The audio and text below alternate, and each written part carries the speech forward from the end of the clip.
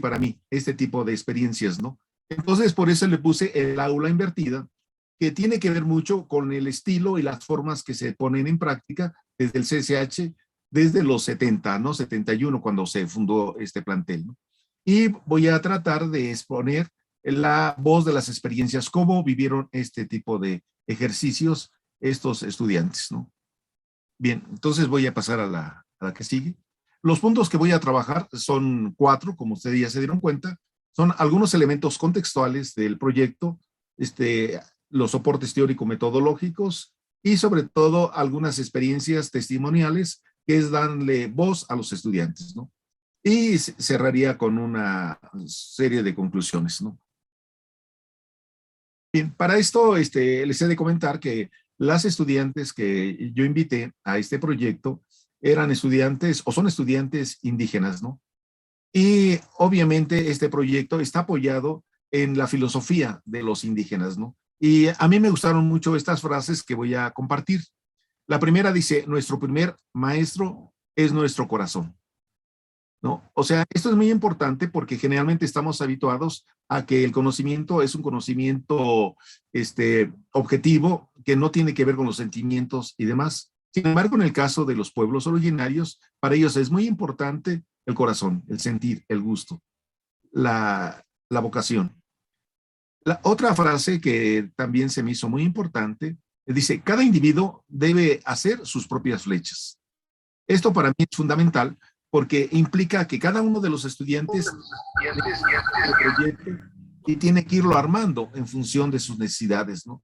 O sea, habría que recordar que la experiencia la tuve en Brasil y también esta personaje que está ahí es una indígena de allá, ¿no? Y la otra, buscar la sabiduría, no el conocimiento.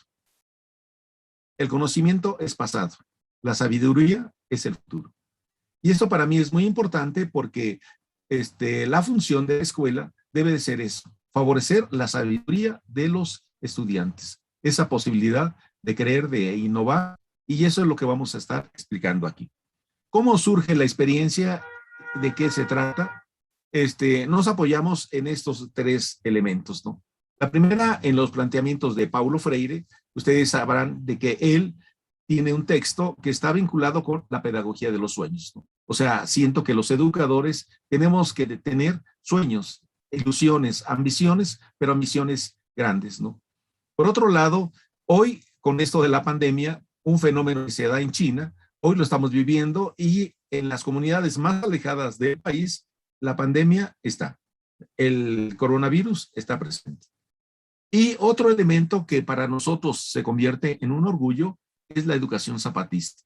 El mostrar que los indígenas han mantenido su trayectoria, su historia, sus prácticas desde una época ancestrales, ¿no? Yo recuerdo que cuando estaba haciendo la secundaria, yo pensé que los aztecas, pensé que los mayas habían muerto, ¿no? Sin embargo, los mayas y los aztecas y 63 pueblos originarios de nuestro país siguen vivos, ¿no? Y siguen vivos porque ellos quieren seguir vivos, ¿no? Porque quieren seguir manteniendo su identidad. Entonces, junté estos 3 elementos. La uno, la posibilidad de tener sueños que vayan más allá de la situación cotidiana. La otra, articular estos conocimientos que ya no podemos seguir viendo la tarea educativa solamente en el salón de clases, ¿no? Solamente en una institución, sino hoy la tenemos que ver con una visión planetaria, ¿no? Y creo que las plataformas no lo permiten hacer, ¿no? Y repito, nosotros tenemos que buscar enriquecer nuestras raíces, lo que nosotros somos, ¿no? Y si ustedes se dan cuenta, uno de los aspectos que a mí me llamó la atención allá, y voy a regresar a esto, a algo que iba a comentar. Estando ya en Brasil, me decían ellos, ¿saben qué? Ustedes tienen la bandera más bonita del mundo. Y yo dije, ¿pero por qué? Dice, porque de alguna manera, si ustedes se dan cuenta, la bandera tiene algo que es diferente. Y yo dije, no, pues realmente para mí la bandera de Brasil es más bonita, porque tiene un escudo que sale de lo común. Es la única bandera que tiene un rombo, que tiene el mundo, y que sale una figura diferente. Dice, no, ustedes tienen una bandera más bonita porque esa bandera significa las raíces de ustedes, las raíces indígenas. Sin embargo, nosotros tenemos una bandera y esa bandera es una bandera occidental. Es una bandera de, en este caso, orden y progreso, es una bandera positivista. En cambio, ustedes tienen una bandera donde les da orgullo su identidad. Y le digo, no, pues si es así, estoy de acuerdo. Porque, ¿qué significa ser mexicano? Ser mexicano, si nosotros recuperamos nuestras raíces, es precisamente crear un gran proyecto, ¿no? Los aztecas lo hicieron, ¿no? A partir de encontrar esto que sus visiones, que sus creencias hicieron llegar, construyeron una de las ciudades más grandes del mundo sobre el agua. ¿A quién se le había ocurrido? Pero además, no solamente construirla, sino tuvieron la función de utilizarla para sembrar y traerse agua potable desde Texcoco, ¿no? Hicieron grandes obras de ingeniería. Ahí habría que recordar que hay poetas, ¿no? En esa perspectiva. Y podríamos ir destacando más, ¿no? Entonces yo digo, bueno, si es eso, sí, nosotros tenemos una bandera muy importante, una bandera de hombres, de individuos que les gusta ir más allá, de hacer cosas que salen de lo común. Y este es el soporte de este trabajo. Entonces, aquí ya se explica más esta idea de la pedagogía de los sueños y esta idea de la educación planetaria, ¿no? Y por lo tanto, la de la educación zapatista. Este proyecto se hizo en la FES Aragón, dentro de un programa de posgrado que tiene también características diferentes. El programa de posgrado en pedagogía de la UNAM está dividido en 4 sectores, ¿no? Pero cada uno de estos espacios es el mismo programa, ¿no? Solamente que se da en la FES Aragón, se da en la FES Acatlán, se da en la Facultad de Filosofía y Letras y en el ISUE, ¿no? Entonces, pero todo es el mismo programa. Yo les voy a estar hablando solamente del programa de la FES Aragón, ¿no? De cómo se hizo este proyecto en esta perspectiva. La FES Aragón está organizada en varias líneas de trabajo, ¿no? Está 4 líneas, que a su vez son campos: el campo de docencia, el campo de políticas educativas y gestión, el campo de educación y diversidad y el campo de construcción de saberes. De cada uno de estos campos tienen líneas de investigación, ¿no? Están estas 2 y el proyecto que yo les voy a platicar es sobre esto, ¿no? Se llama Gestión para el Conocimiento Sociocultural y Lingüístico, ¿no? Aquí se centra la experiencia. La UNAM y más concretamente la FES Aragón hicieron un convenio con una de las normales más importantes del país, ¿no? Digo más importantes porque toda la planta está gobernada por profesores indígenas, ¿no? Todos son hablantes de lenguas, todos son creadores de artesanías, de prácticas, nutricionales y todo eso. En ese contexto, la UNAM decidió hacer un convenio con la Escuela Normal Intercultural Bilingüe del Estado de Oaxaca. Pero dado que yo estaba, porque también quería señalar que este proyecto está asentado en el estado de Oaxaca, está asentado en la normal. Allá se daban los cursos, ¿no? Que fue cuando me pasó esta experiencia, ¿no? Y fue cuando ellos me dijeron que yo tendría que dar las clases de manera virtual y yo les puse como condición que ellos tenían que venir a Brasil, que tenían que ir a Brasil, ¿no? Entonces, en esa perspectiva, también entró en juego la Universidad Federal de Goiás para la construcción de este proyecto. Bueno, aquí quisiera destacar que aquí está el director, que ha creado toda una serie de infraestructuras a favor del posgrado, y este posgrado es muy importante porque lo que pretende es formar a los profesores de la institución en primer lugar, pero a su vez preparar a todos los del estado de Oaxaca, ¿no? Digo, al extremo que ahorita las 27 normales interculturales del país están al frente de esta escuela. Bien, ¿qué características tiene el proyecto?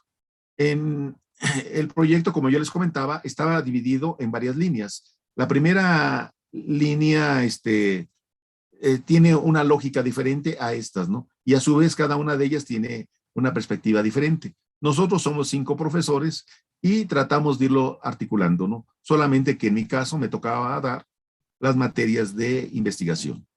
En la Universidad Federal de Goiás, nos estuvieron apoyando 3 profesores, ¿no? También en esta perspectiva, ¿no? Aquí participaron varios estudiantes de la maestría en pedagogía y que se limitó después a 7, pero ya de manera concreta 5 fueron los que participaron, ¿no? También estuvieron presentes los estudiantes de la maestría en Derechos Humanos de la Universidad Federal de Goiás, de Brasil, y los estudiantes de la licenciatura en Educación Intercultural, también de la misma institución. Nosotros nos propusimos estas preguntas de investigación, ¿no? La primera es, ¿qué cambios académicos producir en el aula y qué estrategias promover para fortalecer futuros investigadores a favor de la internacionalización y la interculturalidad?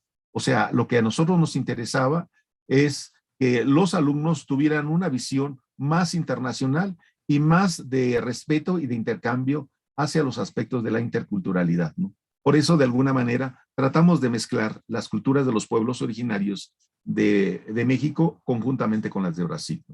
La otra, en este curso, lo que buscamos fue también contestar esta pregunta. ¿Qué elementos de la investigación y la interculturalidad podrían incluirse para enriquecer este proceso formativo, ¿no? O sea, lo que nosotros estábamos previendo es que los cursos de investigación generalmente se dan lecturas y trabajos, ¿no? Lecturas, reportes y demás. Sin embargo, nosotros dijimos, vamos a ponerles desafíos en el plano de que los estudiantes tuvieran metas diferentes a las de solamente aprobar una materia. Bien. ¿Cuáles son los objetivos de este seminario? Debo de destacar que los 5 profesores, cada quien da un curso, solamente que yo me encargo de trabajar la parte metodológica, pero a su vez estamos en comunicación con los demás profesores, ¿no? Entonces, el primer objetivo era proponer elementos concretos del aula invertida para favorecer un trabajo de compromiso social. Subrayo que en este entonces el trabajo del aula invertida no era conocido, no estaba planteado. Por lo menos como ahora está muy generalizado, ¿no? La otra sería potencializar las condiciones académicas de sus investigaciones para poder practicar o para que ellos tuvieran una visión más internacional. El otro elemento de este seminario fue explorar elementos concretos del quehacer investigativos durante el seminario para favorecer el gusto por la producción de conocimiento a favor de la diversidad y la interculturalidad. Entonces, estos fueron los propósitos del seminario.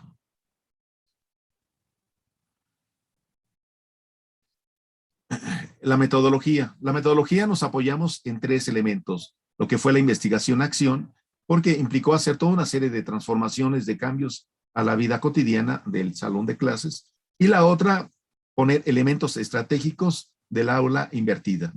Todo esto articulado con el aprendizaje basado en problemas. ¿Cómo se organizó el seminario?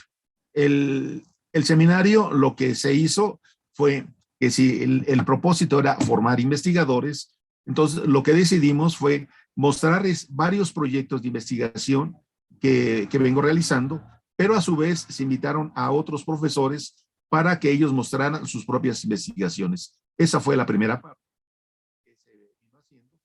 Y después lo que se pidió es que ellos fueran construyendo su propio proyecto, ¿no? Generalmente se acostumbra de que los estudiantes hacen su investigación de manera fragmentada. Cada quien hace su tesis, cada quien hace su proyecto, pero no están articulados. Aquí lo que nosotros buscamos fue que todos los proyectos, si bien es cierto eran diferentes, se trató de irlos armando de tal forma que se articularan unos con otros, ¿no? Y eso fue algo que les llamó mucho la atención, ¿no? Cómo se fue rompiendo ese individualismo de hacer investigación a través de un trabajo colaborativo.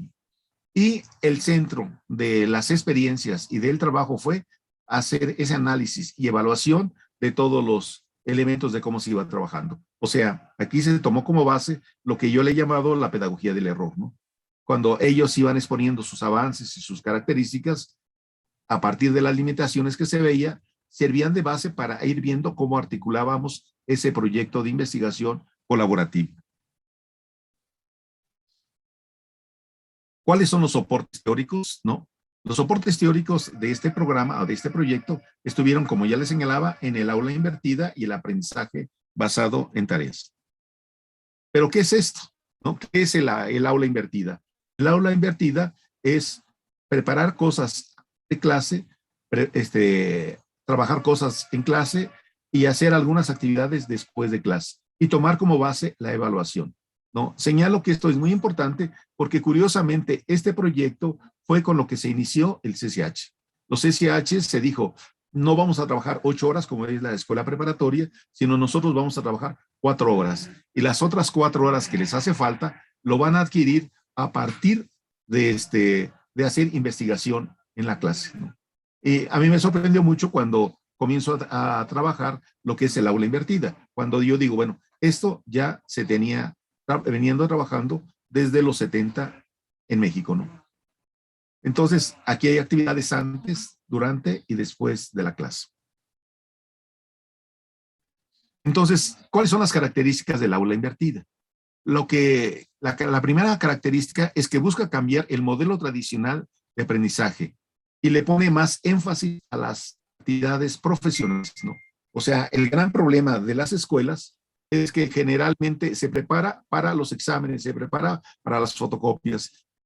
Sin embargo, aquí lo que se buscó es preparar al alumno para el desarrollo de ciertas competencias académicas concretas, ¿no?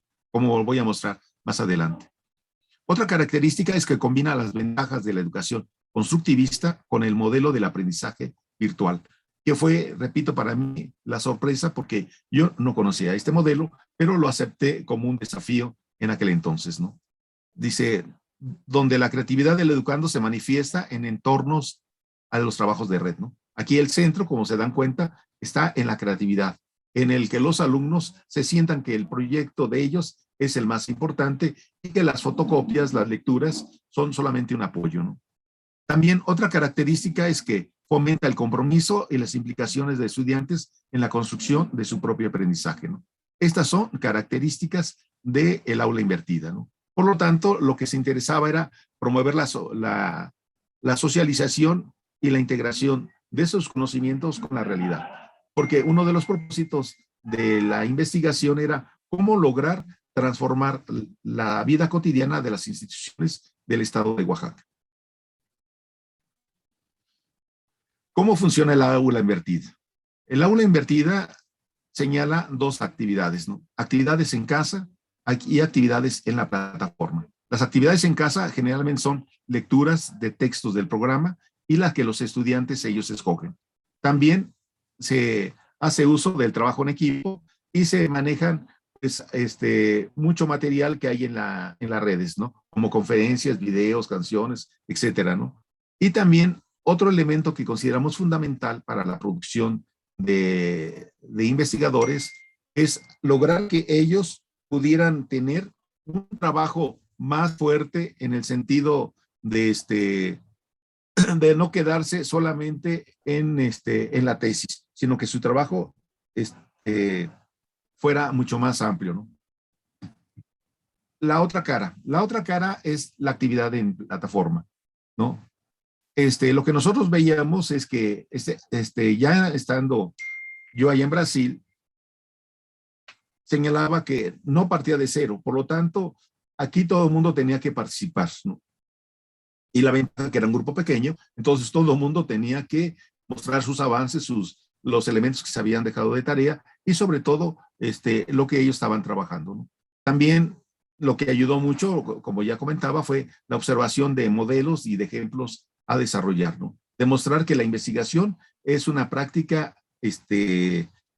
pues donde no sé cómo decirlo, es una actividad práctica y es una actividad pública, ¿no? También otra de las intenciones era que los estudiantes tuvieran muchos problemas, ¿no? Para que en el salón, para que en la plataforma se fueran resolviendo esas dudas, ¿no? También lo que se buscó era realizar ejercicios de integración a través de exposiciones y por lo tanto el darles elementos para que ellos fueran mejorando su proyecto. ¿Qué es el aprendizaje en tareas? El aprendizaje en tareas tenía que ver con el sentido de todo el seminario. Entonces, la primera característica era un uso pragmático del conocimiento, ¿no? O sea, que el conocimiento le sirviera para algo, que tuviera una función. Entonces, el curso se centró más que en los objetivos, más que en los contenidos, en tareas concretas, ¿no? Por lo tanto, eso llevaba a crear unidades de conocimiento significativas para que el estudiante implicara explorar y integrar y comprender esos conocimientos, ¿no? Ahorita voy a poner un ejemplo, ¿no?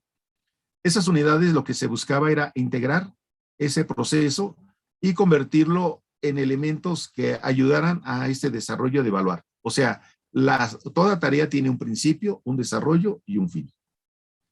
Por último, los contenidos se consideran que tienen el mismo valor que la experiencia. Para nosotros fue sumamente importante meter a los alumnos en problemas, meterlos a los alumnos en experiencias, y por eso de ahí la tarea de cierre fue llevarlos a Brasil y pedir que ellos tenían que estar allá para cerrar el curso, ¿no? Por lo tanto, se considera que el aprendizaje basado en tareas va más allá del quehacer del salón de clases. ¿Cómo funcionaba? ¿No? En primer lugar, se les pedían que entregaran reportes de lectura, pero se comenzaba con la idea de la integración de proyectos concretos, ¿no? Yo les mostraba cómo hago investigación, cuáles son las características y, repito, invitaba a otros compañeros, ¿no?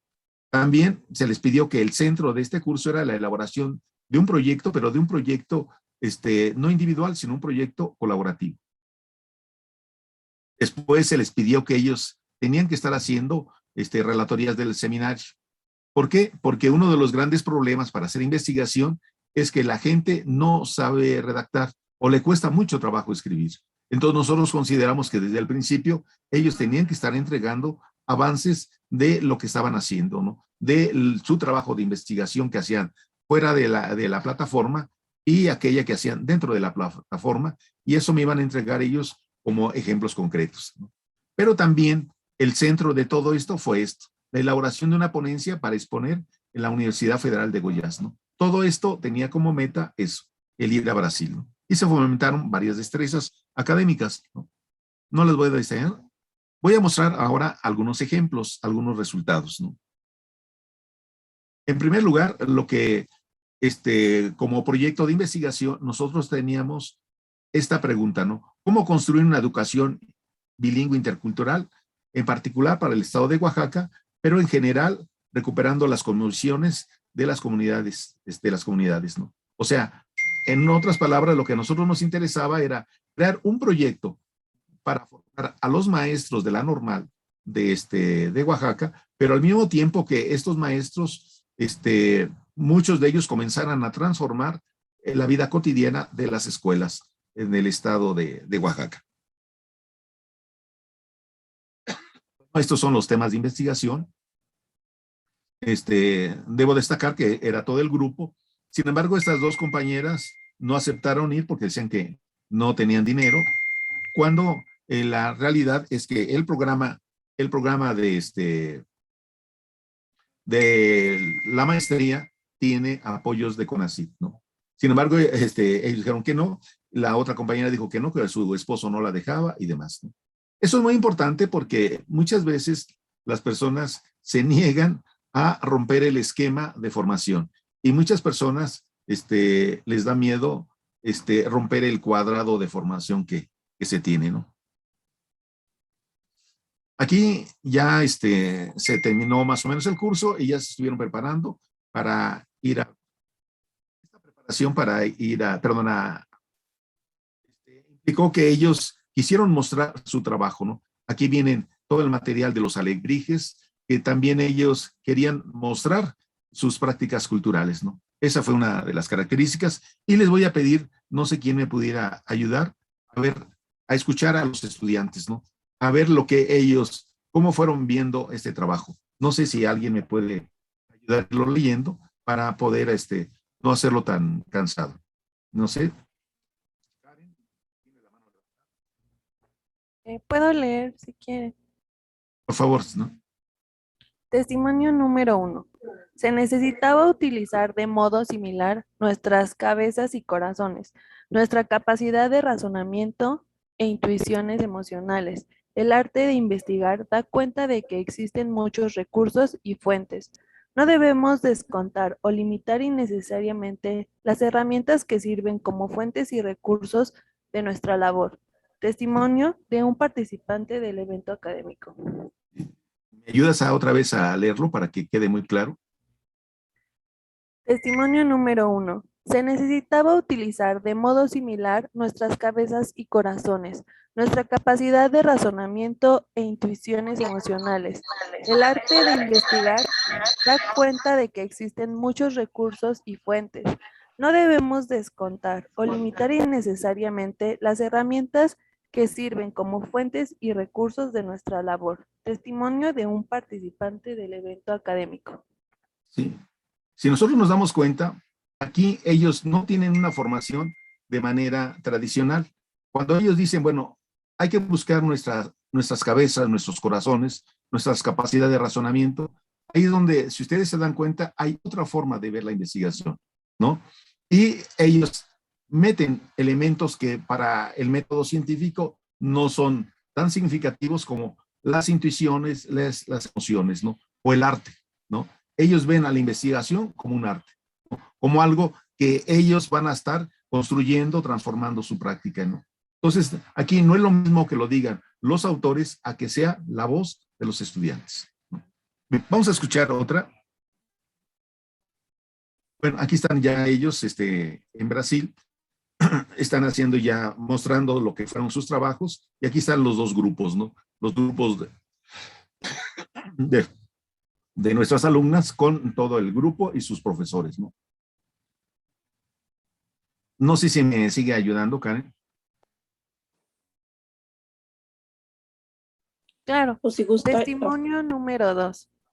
Sí. Tuvimos la oportunidad de compartir e intercambiar pláticas con los compañeros indígenas en nuestras horas de receso, entre ellas. Unas muy interesantes que nos comentó uno de los maestros javantes de Brasil con más antigüedad, quien nos habló de los señores que se convierten en rayo, que me pareció que coinciden con los nahuales que también existen en las comunidades de Oaxaca. Otros aspectos muy interesantes fueron los diccionarios que tienen en sus lenguas originarias, y más aún cuando uno de los compañeros me regaló el suyo, para mí fue algo muy especial. Testimonio de un estudiante que participó en su estancia de investigación. Bien. ¿Me ayudas a leerlo otra vez, por favor? Sí. Testimonio número 2. Tuvimos la oportunidad de compartir e intercambiar pláticas con los compañeros indígenas en nuestras horas de receso, entre ellas unas muy interesantes que nos comentó uno de los maestros javantes de Brasil, con más antigüedad, quien nos habló de los señores que se convertían en rayo, que me pareció que coincide con los nahuales que también existen en las comunidades de Oaxaca. Otros aspectos muy interesantes fueron los diccionarios que tienen en sus lenguas originales, y más aún cuando uno de los compañeros me regaló el suyo, para mí fue algo muy especial. Testimonio de estudiante que participó en su estancia de investigación. Sí, acá sí nos damos cuenta, esto se puede encontrar en los libros de investigación, en los libros de metodología.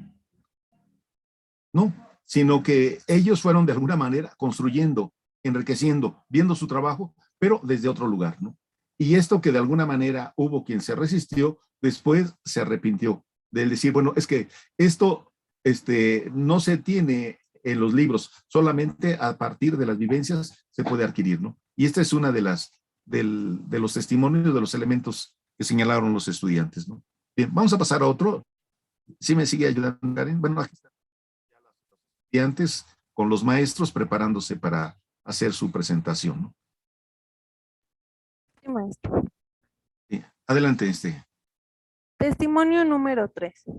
Esa experiencia fue muy enriquecedora. Terminando, los profesores nos llevaron a un restaurante donde pudimos saborear otras comidas ricas de Brasil que por el aspecto del lugar me pareció muy familiar, además que pudimos convertir y conocer un poco más de la vida de los profesores. Testimonio de un estudiante que participó en su estancia de investigación. Otra vez, Karen, para más o menos que quede claro. Sí, testimonio número 3. Esa experiencia fue muy enriquecedora. Terminando, los profesores nos llevaron a un restaurante donde pudimos saborear otras comidas ricas de Brasil, que por el aspecto del lugar me pareció muy familiar. Además, que pudimos convivir y conocer un poco más de la vida de los profesores. Testimonio de un estudiante que participó en su instancia de investigación. Sí.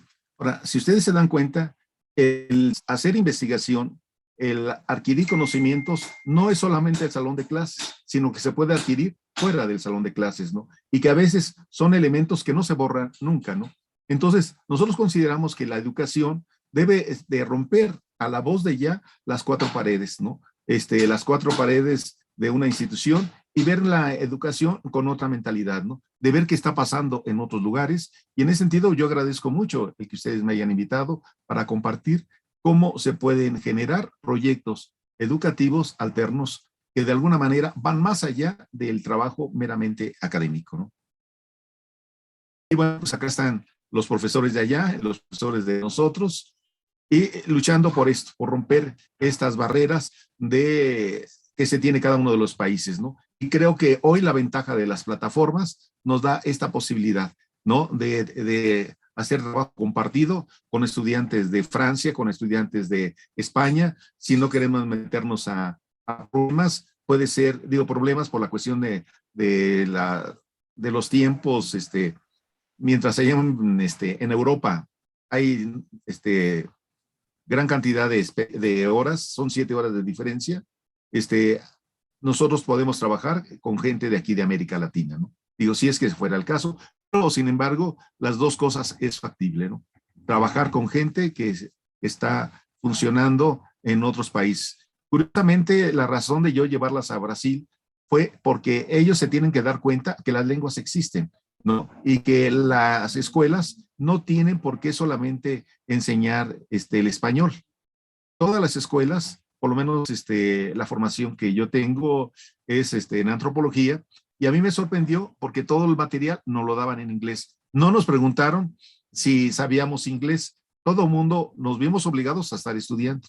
Y creo que aquí lo que se buscaba en este proyecto es que ellos, a pesar de que hablaban sus lenguas, se metieran al uso de otras lenguas. Si ustedes se dan cuenta, ellos, cómo lo hicieron, cómo convivieron, lo que es un hecho es que ellos convivieron, lo que es un hecho es que ellos estaban a gusto en este proceso. Entonces nosotros consideramos que la educación se tiene que ver con estas lógicas de internacionalización. Y creo que una de las grandes ventajas que tiene la pandemia es eso. Tenemos que mirar la tarea educativa con otros ojos, pero con otros ojos que nos permitan ir más allá de lo que se hace en la vida cotidiana de las instituciones. Bien, vemos el testimonio 4, ¿o sí me sigues ayudando, Karen? Claro, maestro. Testimonio número 4.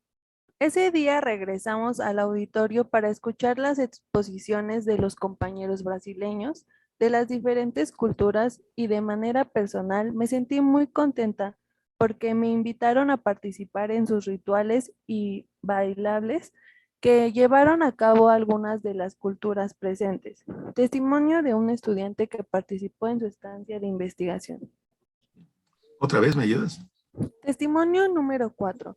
Ese día regresamos al auditorio para escuchar las exposiciones de los compañeros brasileños de las diferentes culturas y de manera personal me sentí muy contenta porque me invitaron a participar en sus rituales y bailables que llevaron a cabo algunas de las culturas presentes.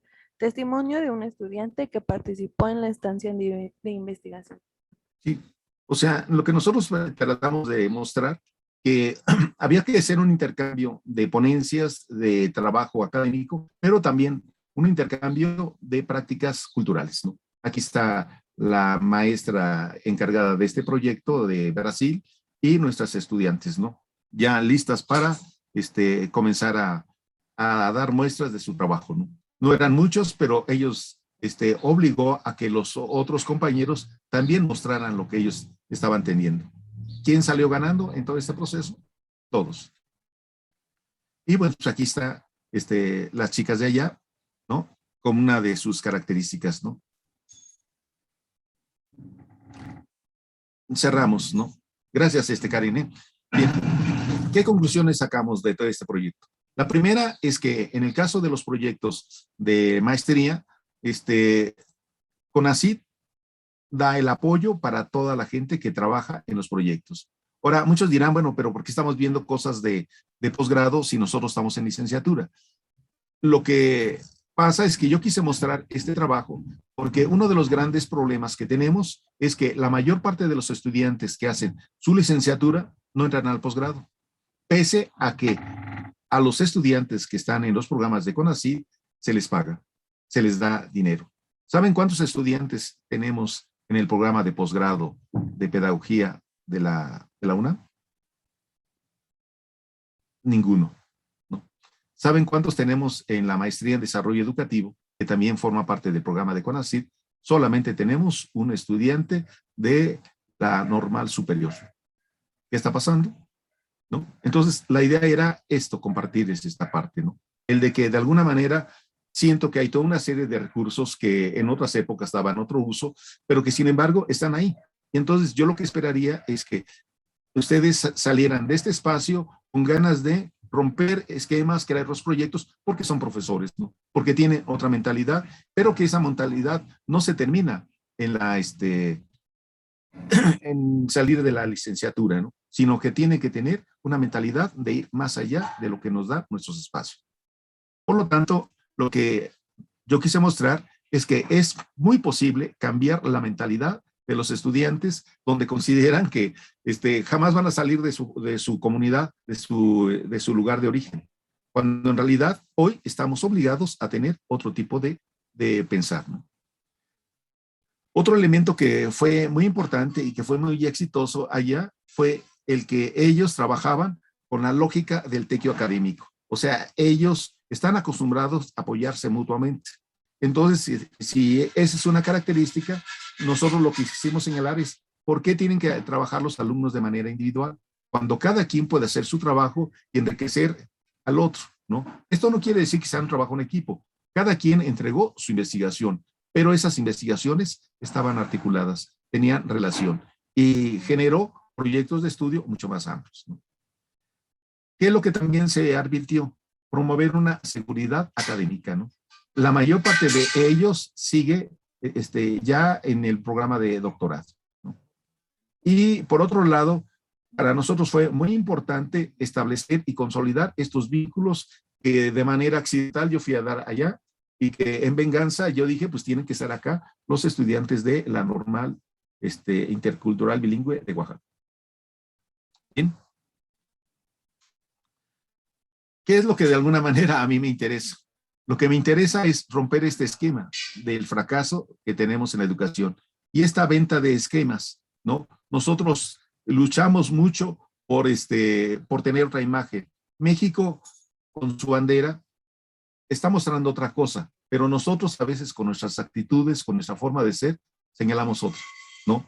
Esta imagen del mexicano flojo, del mexicano que se dedica a dormir, es algo que se exporta, ¿no? Este modelo es característico en Estados Unidos. ¿Qué estamos vendiendo? ¿Qué estamos produciendo? ¿Y quién tiene que cambiar esto? Pues son los profesores de nuestro país.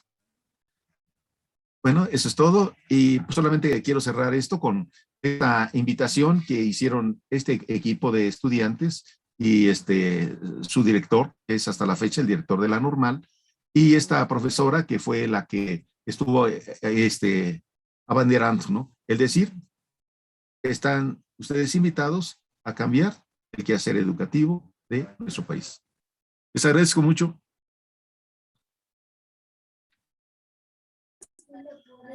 Muchas gracias, doctor Antonio Carrillo Avelar, por compartir estas experiencias profesionales en el caso de usted y el equipo de los colegas que participaron en ella y las experiencias de vida de las comunidades a las que usted se ha referido.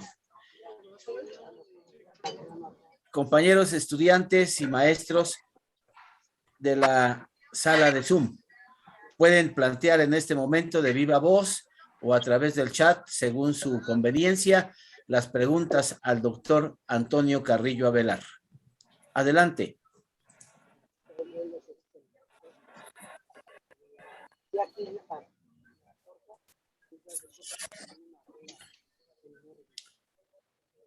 Pueden levantar su manita de acuerdo a las indicaciones de la plataforma para que podamos escucharles. Hay una primera pregunta, doctor Antonio Carrillo, la plantea Noemí Yamile Cázares Horta. ¿Cuál es la ventaja del aula invertida para el maestro? Sí, la ventaja del aula invertida, como ya comentaba, es romper el esquema tradicional, donde de alguna forma se trabajan lecturas, se trabajan fotocopias, se trabajan libros de texto en clase. Aquí lo que se busca es que el aula invertida lo que hace es que todo ese material que se hace en clase se hace fuera de clase, se hace en la casa, ¿no? Se hace con los equipos, ¿no? Se hace afuera. Y lo que se llega a en las plataformas son las dudas donde de alguna manera el maestro crea las condiciones para que ellos pudieran estar participando, ¿no?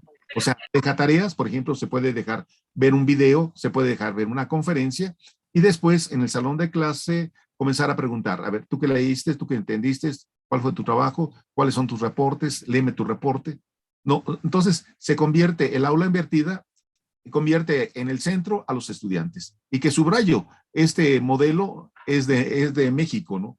Yo recuerdo en las clases que se tenía allá en el CCH y que a mí me impactó mucho como espacio de formación, en donde me decían, a ver tú, ¿cuál es ¿cómo se llama? Tu exposición para el día de hoy, ¿no? ¿Qué vas a exponer? Entonces, pero lo decían al azar, a mí me obligaban a estar estudiando, ¿no? Y lo mismo pasaba en el caso del laboratorio. En el laboratorio me decían, ¿cuál va a ser tu experimento? El tema, por ejemplo, es el agua. ¿Tú qué es lo que vas a exponer? ¿No? Entonces, está rompiendo el modelo, ¿no? El modelo donde el maestro es el centro y se convierte en el estudiante. El estudiante es el que se forma, ¿no? Y así podríamos ir mostrando varias cosas, ¿no? Por ejemplo, otra característica de las materias de ella eran, por ejemplo, las lecturas de clásicos. Mientras en otros cursos se da de manera literaria todo ese proceso, para mí era muy importante, estando en el CCH, que uno preguntaba, o mis compañeros me preguntaban, oye, ¿qué libros ustedes están viendo? ¿Qué trabajos han esto? ¿Es recomendable? ¿Está muy buena esa obra? O sea, ya no había el interés del maestro, ya había el interés del alumno, ¿no? Entonces, lo que se está buscando con el aula invertida es eso, revertir, cambiar ese modelo de enseñanza tradicional y dejar la idea de adquirir conocimientos a los libros, al aula y eso, ¿no? El aula invertida, por eso es su nombre, ¿no? De transformar la vida cotidiana de los salones de clase. Muchas gracias. Con la misma relación temática, ¿desde qué niveles educativos se puede aplicar el aula invertida? Bueno, yo lo estuve aplicando o lo he estado aplicando en las licenciaturas y en la maestría porque es donde yo más me muevo, ¿no? Pero yo considero que esto es válido desde ¿cómo se llama? Desde la primaria, ¿no? Por ejemplo, para mí estaría muy vinculado con el trabajo de la pedagogía por proyectos, ¿no? Y la pedagogía por proyectos se funciona principalmente en los primeros años, ¿no? De primaria, ¿no? No sabría yo si preescolar funcione, pero nosotros precisamente en este proyecto de la INVIO con la normal, lo pudimos poner en práctica en escuelas concretas, ¿no? De esta pedagogía por proyectos que consistía en eso, en meter a los alumnos en las cosas que ellos querían aprender, pero los llevábamos a que tuvieran desafíos, ¿no? Por ejemplo, unos niños decían de esa escuela que querían ir al mar, ¿no? Que querían ir a la playa, ¿no? Ellos lo señalaron de relajo porque éramos nuevos los maestros que estábamos ahí. Sin embargo, fue muy interesante cuando uno de nuestros estudiantes le dice, ok, vamos a ir ahí, pero antes tenemos que hacer el permiso del director. antes ustedes tienen que hacer los lugares por donde van a pasar. O sea, toda una serie de actividades que los obligaba a que ellos comenzaran a trabajar, ¿no? De otra manera. Lo que se está pidiendo aquí es centrar a los alumnos en el centro, pero al mismo tiempo las tareas académicas, ¿no? Pero las tareas académicas ahora adquieren un sentido más en función de necesidades concretas, no en ficciones de que marque el libro de texto. No, aquí es poner a los alumnos en el centro y a partir de estar en el centro, se les comienza a dejar tareas, ¿no? Por eso yo trabajé estos dos elementos, el aula invertida y el aprendizaje basado en tareas, ¿no? Pero esas tareas son tareas que buscan meter a los alumnos en realidades muy concretas, en realidades muy particulares. Por eso yo considero que la pedagogía, de la pedagogía, se me va el nombre, ¿no? O sea, la pedagogía basada en proyectos y lo que sería la pedagogía, basada en tareas como nosotros lo estamos manejando, la pedagogía basada en problemas de aprendizaje, son modelos que pueden servir de base para este proceso de transformación. Allá en Brasil funciona mucho lo que es la pedagogía por problemas, ¿no? Y tienen esta misma lógica, ¿no? De sacar a los alumnos a que ellos busquen problemas y traten de irlos solucionando, ¿no? Es lo mismo que plantea la pedagogía por proyectos.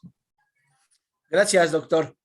Hay otra pregunta interesante y como usted no debe desconocer, nuestros egresados ya en su ejercicio profesional y en los años de su formación inicial como docentes, se dirigen ya para desempeñarse profesionalmente a las escuelas secundarias. Del tipo básico, nivel secundaria, y son muy reguladas por la autoridad educativa. Pregunta Gabriel Alejandro Quesada, ¿cómo sugeriría usted para ellos romper las estructuras y aplicar este modelo que usted nos está sugiriendo del aula invertida? Bueno, el problema es que hay un modelo que generalmente todos repetimos, ¿no? Y es el modelo con el que nosotros nos formaron.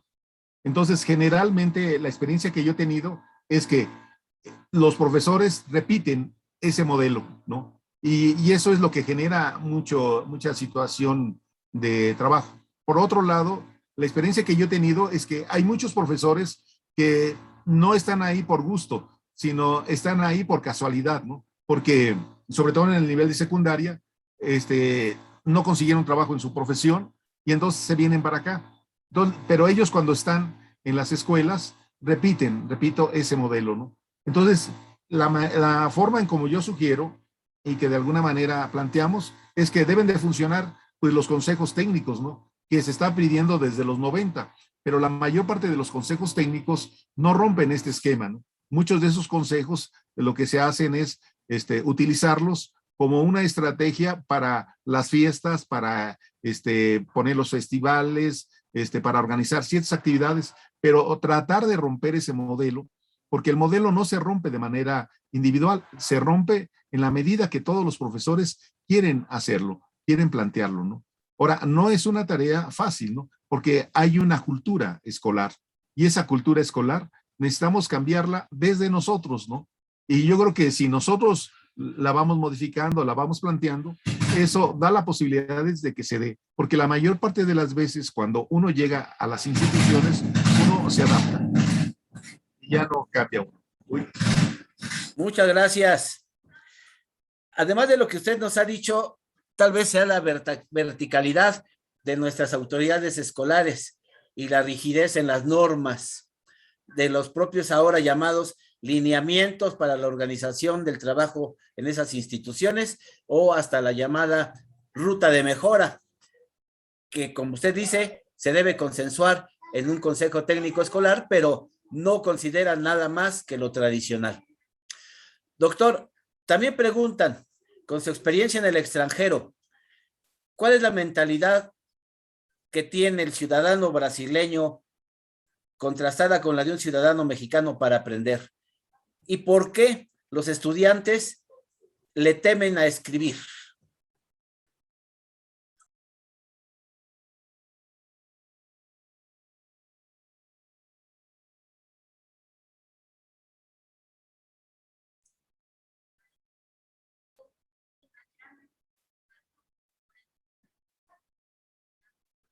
Su micrófono está apagado.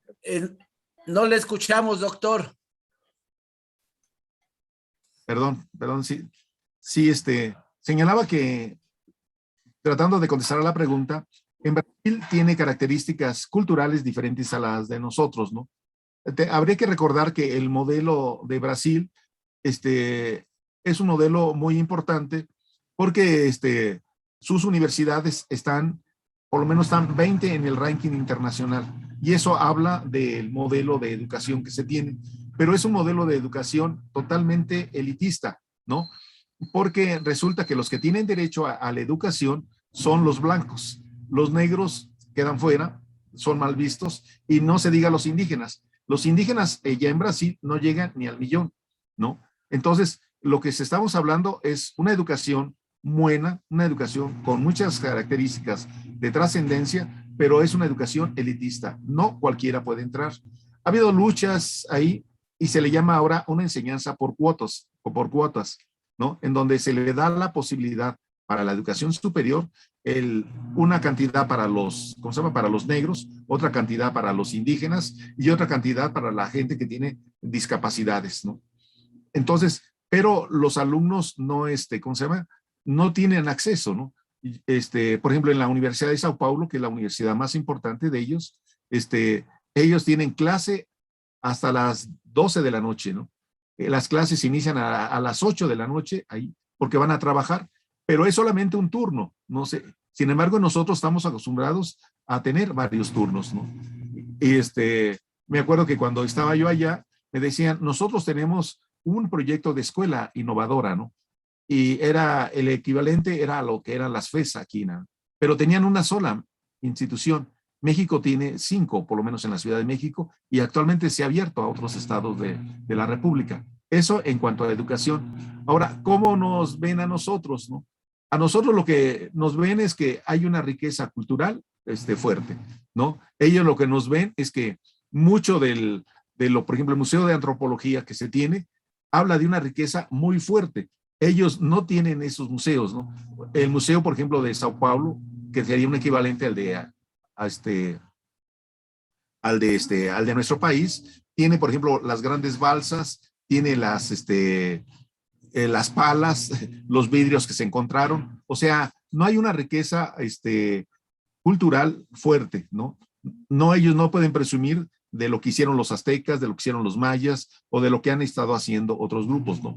Sin embargo, habría que recordar que ellos tienen, por ejemplo, los carnavales, tienen otro tipo de prácticas. Por ejemplo, todo el sur de Brasil está concentrado con países de Europa, ¿no? Ha habido mucha migración.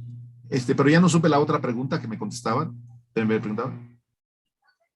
Es con relación, doctor, a por qué los estudiantes no practican la redacción o la escritura sí. de textos. Sí, es que yo considero que no es un hábito, ¿no? No es un hábito que se da, ¿no? Por ejemplo, hay unos autores que, bueno, hoy se comenzó a manejar con lo que era el aprendizaje basado en competencias, en el sentido de que se decía, hay que formar escritores, pero desde primaria, desde preescolar, si fuera posible, ¿no? Perdón. Entonces, este tipo de habilidades no se fomenta. Se fomenta hasta que la gente va a hacer su tesis o cuando tiene que hacer trabajo, ¿no? Entonces, nosotros consideramos de que, ¿qué pasaría si los niños se van convirtiendo en buenos escritores? Si escriben sus historias de vida, ¿no? Las narrativas hoy se está comenzando a impulsar mucho en las normales, ¿no? El trabajo, la función de la narrativa como una forma de repensar la vida cotidiana de los sujetos, de las personas, ¿no?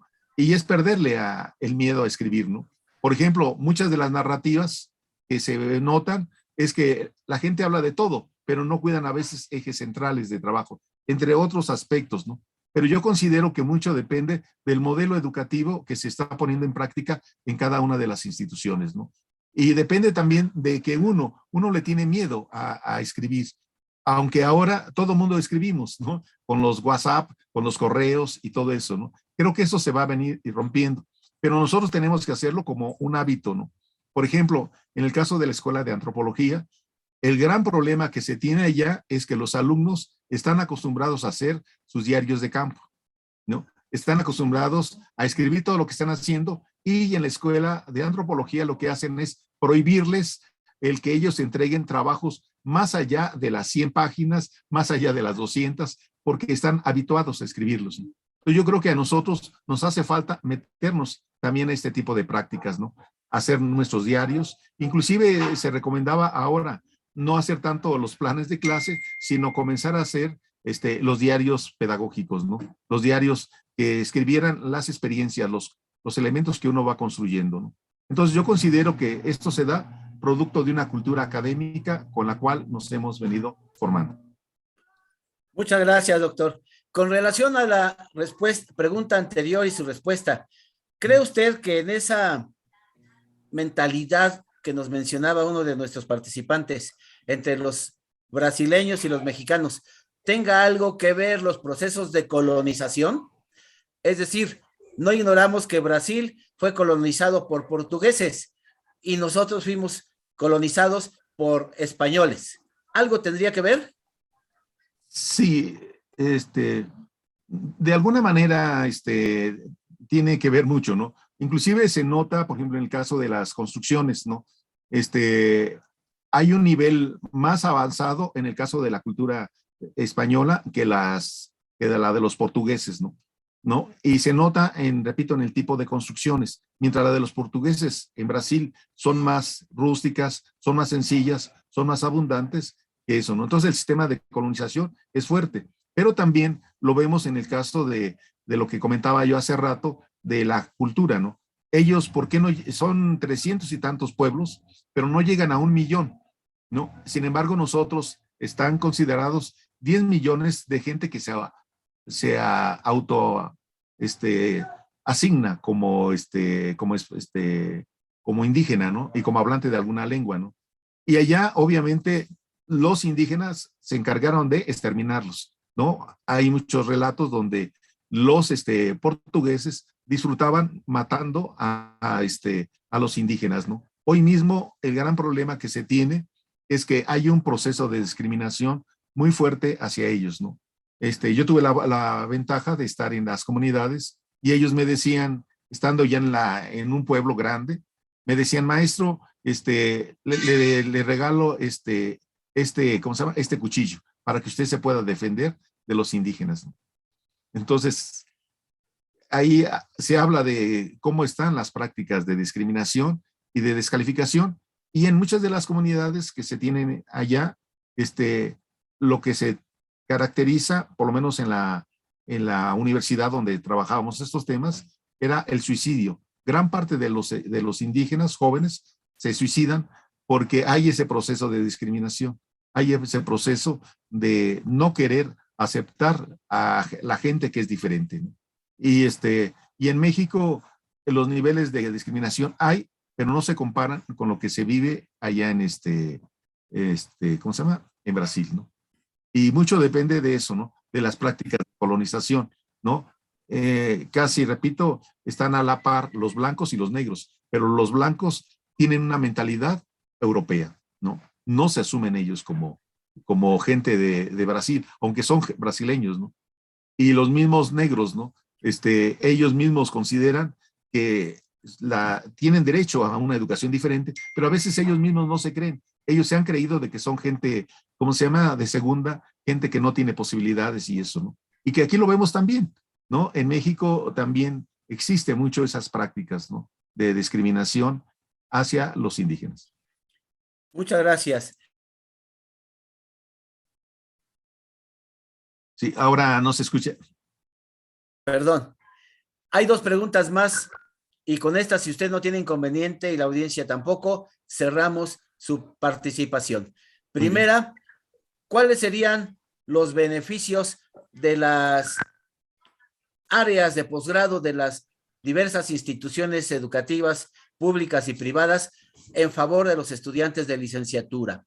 Y segunda, ¿cómo promover la escritura en nuestros alumnos de secundaria? Si usted nos puede dar alguna sugerencia, recomendación, y cómo plasmar nuestros estudiantes normalistas de licenciatura o de otras instituciones las ideas sobre el papel. Gracias. Bien, pues yo siento que, contestando las dos últimas, creo que en la época en que se echó a andar el enfoque por competencias, que se malinterpretó, el enfoque por competencia, lo que se estaba buscando es desarrollar habilidades académicas, ¿no? El problema es que esas habilidades académicas no se entendieron. Se entendieron como que la idea era preparar a los individuos para servir, para ir a trabajar en las empresas, ¿no?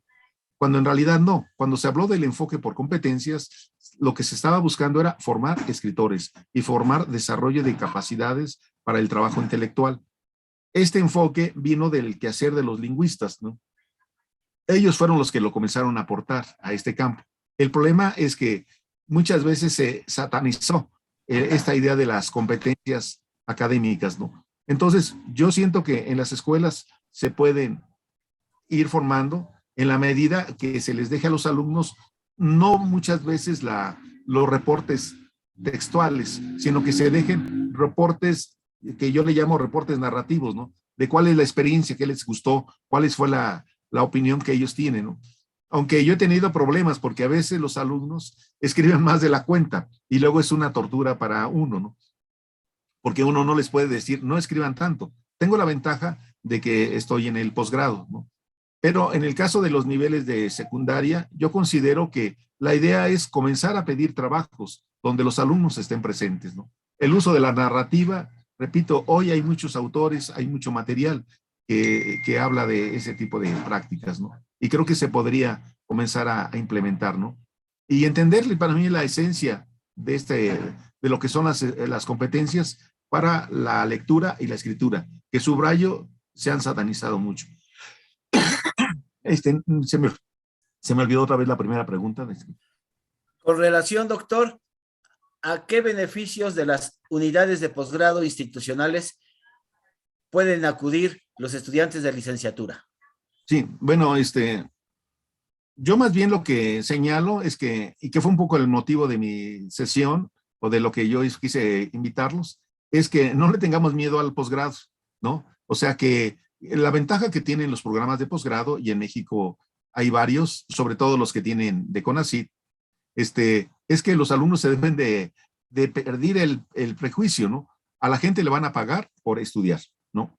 Y si le van a estar pagando por estudiar, también le van a pagar por viajar, ¿no? Por ejemplo, estos estudiantes tienen su beca y a su vez les dieron una beca más para hacer su estancia en el extranjero, ¿no? Entonces, todo eso lo tenemos en la mano. El problema es que a veces nosotros no vemos a los posgrados como una posibilidad, ¿no?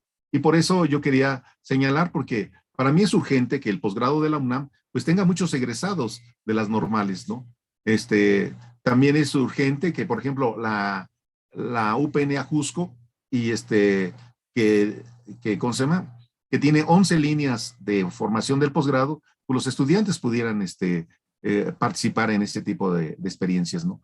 Ahora, la gran ventaja que tienen los posgrados para los estudiantes es que ahí se da el intercambio, ¿no? Uno puede dialogar con otros compañeros, con otros profesionistas de otras instituciones, ¿no? Por ejemplo, los del área de historia, pues encuentran gente que está en la universidad, gente que está trabajando en secundarias, gente que está en primarias, y eso hace un trabajo riquísimo, ¿no? Para estar formándose uno, ¿no? Lo que yo sugiero es que no se le tenga miedo a esta perspectiva, ¿no? Y la otra es que hay muchos programas de intercambio que generalmente los estudiantes no toman, ¿no? Que están ahí, vienen becas, vienen becas por ejemplo, ahí está la beca Santander. ¿Quién la toma, no? La gente no tiene esa mentalidad. Entonces, lo que yo quería señalar es que mucho de esos servicios, muchas de esas posibilidades está en nuestras cabezas, ¿no? Por eso quise mostrar que es necesario nosotros abrirnos a tener una mentalidad más de aventura, más de querer romper los esquemas, ¿no? Y quitar el esquema que yo les señalaba, ¿no? Que a mí me gusta mostrar, ¿no? Este esquema que yo les muestro mucho a mis alumnos, ¿no? Del mexicano que está ahí descansando, ¿no? Entonces tenemos que romper este esquema y llevarlos a una idea de de salir, de viajar y eso, ¿no? Sin embargo, hoy con estas plataformas tenemos esa posibilidad de intercambio con otros países, con otras instituciones, y creo que es una de las lógicas que podríamos ir comenzando a desaprender y a construir a favor de formarnos con otra mentalidad. Ese sería mi opinión. Muchas gracias, doctor. Hay algunas preguntas, por lo menos las 3 últimas en el chat, que suenan muy interesantes. Le vamos a pedir a nuestro soporte técnico que, si usted no tiene inconveniente, se las haga llegar y darle respuesta, y el maestro José Luis Rivera, a los estudiantes o maestros que las formulan, entregarles la respuesta. Dada la hora que es, doctor, le agradecemos su participación y presencia y cedemos el uso de la palabra al maestro José Luis Rivera Muñoz para lo que procede. Muchas gracias, doctor Antonio Carrillo Avelar. Pues muchas gracias, maestro Miguel Ángel. Bueno, pues en nombre de la Escuela Normal Superior de México, a través de nuestra directora, le hacemos llegar su constancia al maestro Antonio Carrillo Avelar, pero ante todo quiero darle las gracias por su participación en esta conferencia que nos dio tan importante, tan ilustradora sobre lo que implica este tipo de formas de trabajo diferentes en el aula, ¿sí? Y muchísimas gracias, maestro Antonio Carrillo, y déjenme decirles que él fue mi maestro de la facultad, y pues estoy muy orgulloso de ello, y qué bueno que está aquí con nosotros, y gracias por su colaboración, por su participación, maestro Antonio Carrillo Avelar. No, gracias a ustedes, gracias por invitarme a este espacio y compartir estos detallitos. Y ya le haremos llegar la constancia, ¿verdad? De una manera física, ¿verdad? Se lo voy a entregar personalmente. ¿Sí, maestro? Pues muchísimas gracias, ¿verdad? Y bravo por su... No, pues a ustedes un abrazo y te agradezco su atención. No sé si quiere agregar algo, maestro Miguel Ángel. Pues agradecerle a los 340 asistentes que están presentes en la sala, incluidos maestros, alumnos, organizadores y soporte técnico, su asistencia, e invitarles para mañana a las interesantes disertaciones que tendrán especialistas en este programa académico que hoy inicia y concluye el día 4 de febrero. Sí. Y haciendo comentario a lo que Jesús Heras Ramírez plantea en el chat, creo que debió haberse hecho una defensa más de carácter personal e institucional, porque incluso la maestría que él obtuvo estudiando en la Normal Superior en Geografía tenía un soporte hasta por la Ley Federal de Educación de 1972, donde decía en todas sus letras que los estudios de educación normal en todos sus tipos y niveles corresponden al nivel superior. Pero finalmente ese rechazo, yo creo que te sirvió de motivación, Jesús Guadalupe, y has llegado hasta donde tú has querido. Mañana los esperamos a todos en el enlace que debidamente les será notificado. Gracias al soporte técnico Carlos González Álvarez, a Jacqueline Escoto, al maestro organizador José Luis Rivera Muñoz y a nuestros 2 distinguidos ponentes en el orden de presentación, Jesús Guadalupe Heras Ramírez y Antonio Carrillo Avelar. A todos los presentes, muchas gracias y buen provecho. Gracias. Hasta luego. Gracias, hasta luego. Hasta luego. Muchas gracias. Hasta luego.